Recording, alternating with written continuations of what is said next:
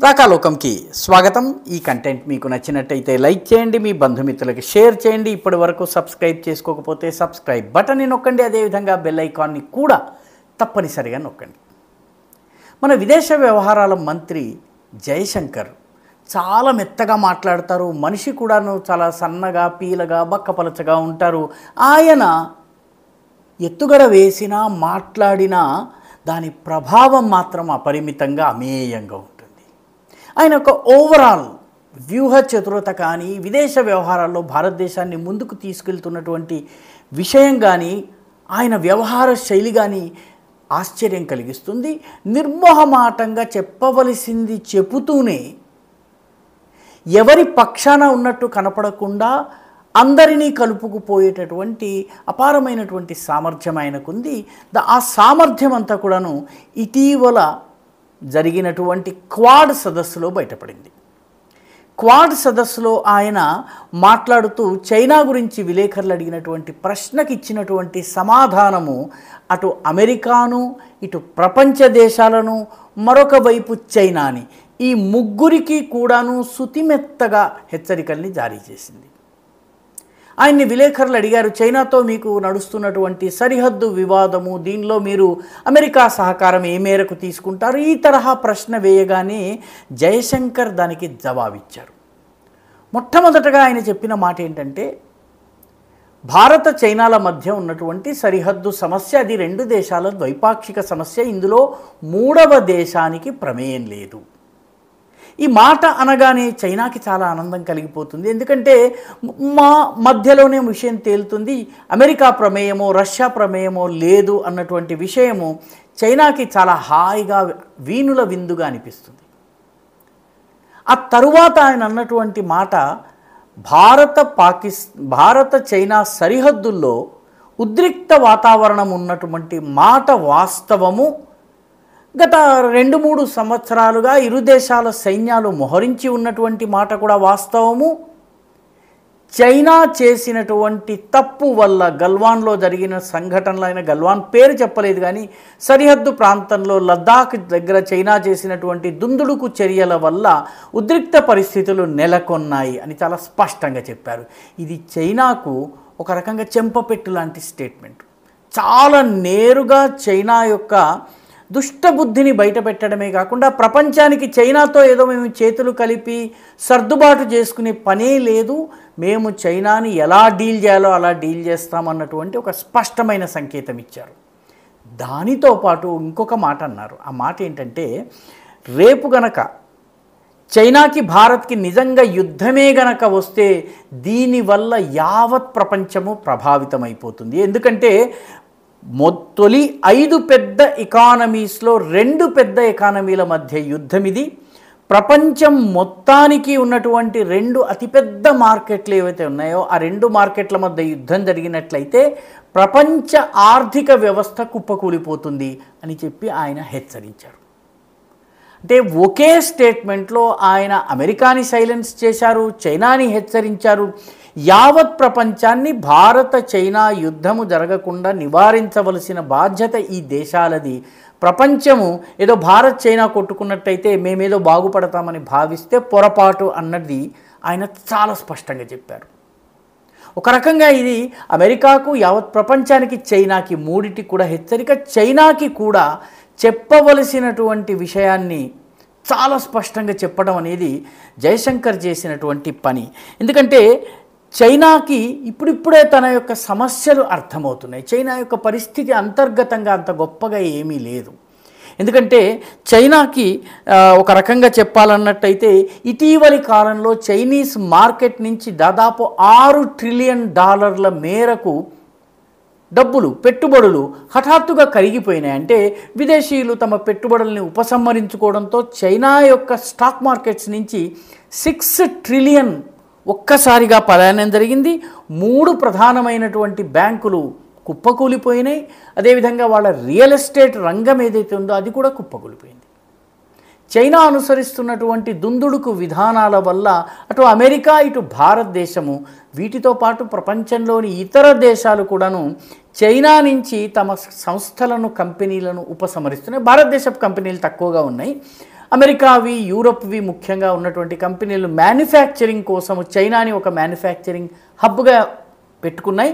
ఇప్పుడు అవన్నీ కూడా వెనక్కి తీసుకుంటున్నాయి, తమ కంపెనీలను ఉపసంహరించుకుంటున్నాయి. యాపిల్ వచ్చేసింది. జపాన్ కూడా ఒక ప్రత్యేకమైనటువంటి పథకాన్ని ప్రకటించి చైనా నుంచి తమ పెట్టుబడులను, కంపెనీలను వెనక్కి తీసుకునే వాళ్ళకి ప్రోత్సాహకాలు ఇస్తోంది.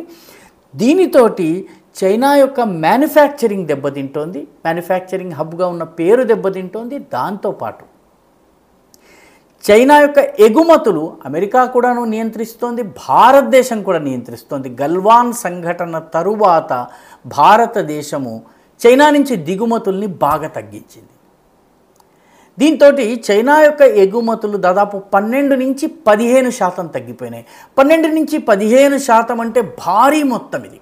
ఇప్పటికీ కూడా చైనా నుంచి భారీ ఎత్తున అమెరికాకి, భారత్కి ఎగుమతులు జరుగుతున్నప్పటికీ కూడాను 12 to 15% డౌన్ కావడం అనేది ఆ దేశపు ఆర్థిక వ్యవస్థకి ఒక రకంగా శరాఘాతం లాంటిది.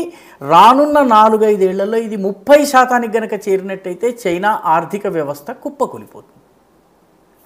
కాబట్టి ఇప్పుడు చైనాకి ఏదో ఒక రకంగా భారతదేశంతో సంబంధాలని మెరుగుపరుచుకోవాల్సినటువంటి అవసరం ఉంది. సరిహద్దు విషయం పక్కన పెట్టండి. ఇటీవలే చైనీస్ విదేశ వ్యవహారాల మంత్రి వాంగ్ యీ మన జయశంకర్ గారిని కలుసుకుని ప్రత్యేకంగా చర్చలు జరిపారు. సరిహద్దుకు సంబంధించినటువంటి వివాదం ఏదైతుందో దాని చర్చలు జరుగుతూ ఉంటాయి, దానికి సంబంధించిన మెకానిజంని మనం ఆపరేషన్లో ఉంచుదాము. కానీ మిగతా విషయాల్లో కనీసము ఇచ్చిపుచ్చుకునే ధోరణితో వ్యవహరిద్దాము. కనీసము విమానాలు ఇరు దేశాల మధ్య విమాన సర్వీసుల్ని కనీసం ప్రారంభిద్దాము. మినిమం పెట్టుబడులు లేకపోతే మినిమం ఎగుమతులు దిగుమతులు ఏవైతే ఉన్నాయో వాటిని ప్రభావితం కాకుండా చూద్దామని చెప్పి జయశంకర్ గారిని వాంగ్ యీ ప్రత్యేకంగా అభ్యర్థించారు. అంటే దీని అర్థం ఏంటంటే చైనాకు భారతదేశం యొక్క సెగ తగులుతోంది. మన యొక్క విదేశ వ్యవహారాల శాఖ కానీ మన ప్రభుత్వం కానీ వ్యవహరిస్తున్న తీరు వల్ల చైనాకి ఎక్కడ తగలాలో అక్కడ దెబ్బ చాలా గట్టిగా తగులుతోంది. దీంతో చైనా ఏదో ఒక రకంగా భారతదేశంతో నార్మలైజ్ చేసుకోవాలని ప్రయత్నం చేస్తోంది. ఇప్పటికే చైనాకి అంతర్జాతీయంగా కూడాను 2-3 గట్టి ఎదురు దెబ్బలు తగిలినాయి. ఉదాహరణకి యుక్రెయిన్ రష్యా యుద్ధాన్ని అరికట్టే విషయంలో, సమాప్తం చేసే విషయంలో చైనా కొంత ప్రయత్నం చేసి చేయి కాల్చుకుని వెనకడుగు వేసింది. ఇప్పుడు భారతదేశము ఈ యుద్ధాన్ని యుద్ధ విరామం దిశగా భారతదేశం చర్యలు చేపడుతోంది. దానికి యుక్రెయిన్ నుంచి, రష్యా నుంచి, పాశ్చాత్య దేశాల నుంచి కూడా మద్దతు రావడం అనేది చైనాకి ఒక రకంగా ఇది పెద్ద అంతర్జాతీయంగా దౌత్యపరంగా చాలా పెద్ద దెబ్బ తగిలినట్టుగా అవుతోంది. అది చాలదన్నట్టు జూలై 30, 31 ఈ 2 రోజుల్లో కూడాను తైవాన్లో ఒక సమావేశం జరుగుతోంది. దాదాపు ఒక 30 దేశాల సమావేశం జరుగుతోంది. Inter parliamentary alliance on China అనే పేరుతోటి ఈ జరుగుతోంది.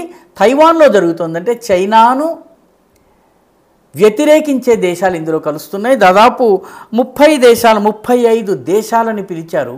అయితే ఈ 35 దేశాలలో చాలా దేశాలకి చైనా ప్రత్యేకంగా ఫోన్ చేసి, రాజకీయ నాయకులకు ఫోన్ చేసి బెదిరించి భయపెట్టి వాళ్ళు వెళ్లకుండా చేసింది. ఉదాహరణకి Bolivia, Slovakia, Colombia, Bosnia, North Macedonia వంటి దేశాలు ముందు వస్తామని చెప్పి తరువాత భయపడి వెనకడుగు వేశాయి. కానీ అయినప్పటికీ కూడా 24 దేశాలు చైనా దుందుడుకువాదానికి వ్యతిరేకంగా తైవాన్లో సమావేశమవుతున్నాయి.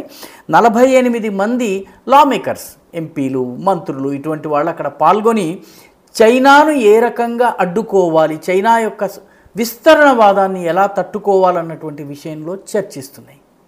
ఇవన్నీ కూడాను చైనాకి చాలా ప్రతికూల అంశాలు. కాబట్టి ఏదో ఒక రకంగా భారతదేశంతో నార్మలైజేషన్ చేసుకోవడము, సాధారణీకరణం చేసుకోవడం, పరిస్థితుల్ని మామూలుకు తెచ్చుకోవడం అనేది చైనాకి అత్యవసరం. అందుకనే వాంగ్ యీ హడావిడిగా వచ్చి మన విదేశ వ్యవహారాల మంత్రితో సమావేశమయ్యారు. మన దేశంలోకి రాలేదు, థర్డ్ కంట్రీలో సమావేశం జరిగింది. మొత్తానికి ఏదేమైనప్పటికీ ఆసియాన్ సదస్సు సందర్భంగా జరిగింది. మొత్తం మీద చైనాను తన యొక్క స్టేట్మెంట్ ద్వారా, తన చర్యల ద్వారా మన విదేశ వ్యవహారాల మంత్రి ఒక చక్రవ్యూహంలో ఇరికించినంత పని చేశారు. చైనా ప్రస్తుతము తన దేశాన్ని కాపాడుకునే విషయంలో కానీ, తన ఆర్థిక వ్యవస్థను రక్షించుకునే విషయంలో కానీ తన యొక్క మ్యానుఫ్యాక్చరింగ్ ఇండస్ట్రీని కాపాడుకోవడం కానీ అంతర్జాతీయంగా తన పరువు ప్రతిష్టలని కాపాడుకునేందుకు ఇండియాతో నార్మలైజేషన్ చాలా అవసరం అన్నటువంటి విషయాన్ని గుర్తించింది. తమాషా ఏంటంటే ఈ దేశంలో ఉన్నటువంటి చైనా భక్తులు చాలామంది యూట్యూబర్స్ కూడా ఉన్నారు అందులో. ఇటువంటి వాళ్ళందరినీ ఇటీవలే చైనా చాలా భారీ మొత్తంలో బిజినెస్ క్లాస్లో తీసుకెళ్ళి చైనాలోని షింజియాంగ్ ప్రాంతమంతా పర్యటింపజేసి వాళ్ళ చేత వీడియోలు తీయించి చైనా అనుకూల కథనాలను వ్రాయించేటటువంటి ప్రయత్నం చేసింది. చైనా అనుకూల కథనాలను ముఖ్యంగా భారత చైనా సంబంధాల విషయంలో కూడాను చైనా అనుకూల స్టోరీలు రాసేలా ప్రయత్నం చేస్తోంది. అంటే చైనా బుద్ధి అంత తొందరగా మారదు. అయినప్పటికీ చైనా తన అవసరాన్ని గుర్తించింది. భారతదేశం యొక్క సఫల దౌత్య నీతి ముందు చైనా ఒక అడుగు వెనక్కి వేయక తప్పని పరిస్థితి వచ్చింది. సరిహద్దు సమస్య ఇప్పటికిప్పుడు సాల్వ్ అవుతుందని మనం చెప్పలేము, ఎందుకంటే చైనా సహజంగానే ఒక విస్తరణవాద దేశము కాబట్టి అంత తొందరగా చైనా మారుతుందని అనుకోలేము. కానీ ఒక్కసారి అయితే చైనా డిఫెన్స్లో పడింది. మన విదేశ వ్యవహారాల మంత్రి యొక్క చక్రవ్యూహంలో చైనా ప్రస్తుతము బిగుసుకుని ఉంది. ఈ వీడియో మీకు నచ్చినట్టయితే లైక్ చేయండి, షేర్ చేయండి, ఈ ఛానల్కు సబ్స్క్రైబ్ చేయండి. మీ అభిప్రాయాన్ని కమెంట్ల రూపంలో తప్పనిసరిగా పంపించండి.